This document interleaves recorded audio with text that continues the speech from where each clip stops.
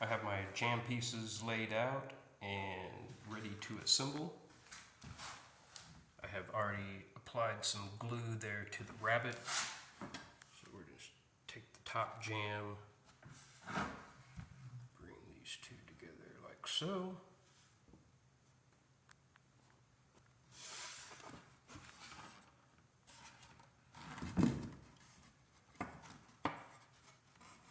So that's going to fit in there just like that. I'm going to flush everything up, make sure it's nice and tight. And then we're going to nail that together with our handy dandy nail gun.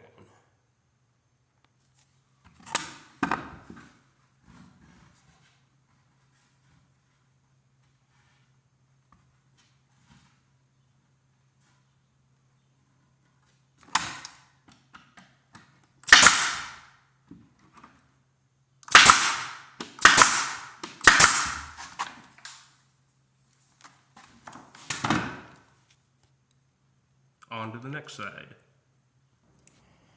Now with our jam assembled, I have flipped it over to the hinge side facing up, and I like to apply casing to the hinge side prior to installing when I can. It helps to straighten up the jam material and makes the install a little bit easier. In some cases, especially if the walls are severely out of plumb, then you may need to install your jam prior to putting any casing on it. That way then you can make your casing adapt to however the wall. Sometimes you might have to plane down the casing a little bit or add some shims behind it, depending on just how bad the wall is. But in this case, these walls are satisfactory, I guess would be a kind term to give these framers. But anyway, I'm going to apply the casing to this one side, and then we'll be ready to put this jam in the hole. Here's my casing material. So I've squared up two long pieces, a left and a right, and put a miter 45° on what's going to be the top piece. So what we want to do is 1/4 inch reveal is pretty common, and that's what it looks like this house has. So I'm going to sight in a 1/4 inch reveal here, and then a 1/4 inch reveal over here.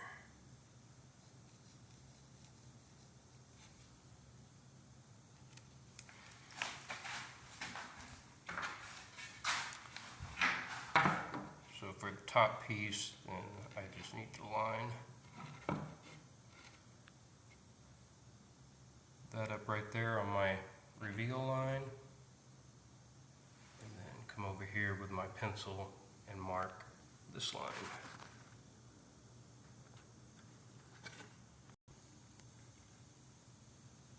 Just like so. Almost need a third hand to do this. It's pretty tricky doing this with just two hands, but that'll be my cut line for my other miter. I basically do the same thing for the side pieces. I take the end that I squared off, line it up nice and flush with the bottom of the jam, because we already know they're cut to fit the floor. So I line that up nice and flush down there, come up here to the top, mark my reveal line, take it back to the miter saw and cut those other 45° angles. I have my casing all cut to fit, and we're going to apply it to the door jamb.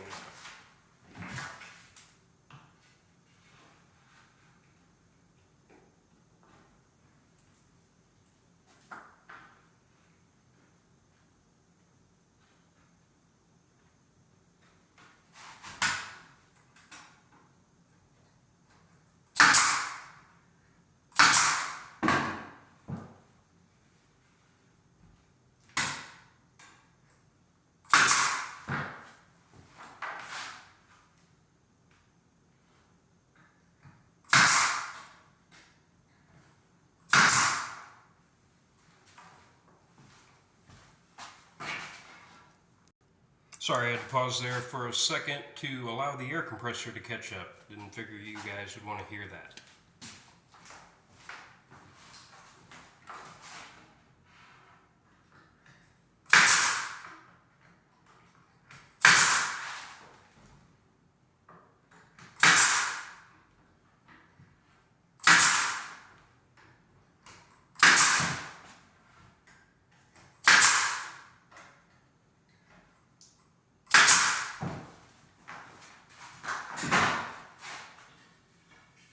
Going to apply glue to the miter. Always want to glue these very well.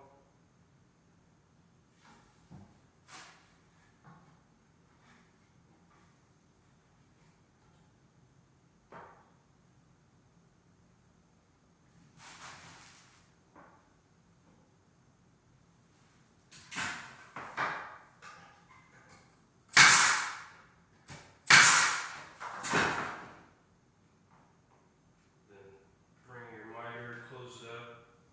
Make sure it's all nice and tight. Nails coming down through the top.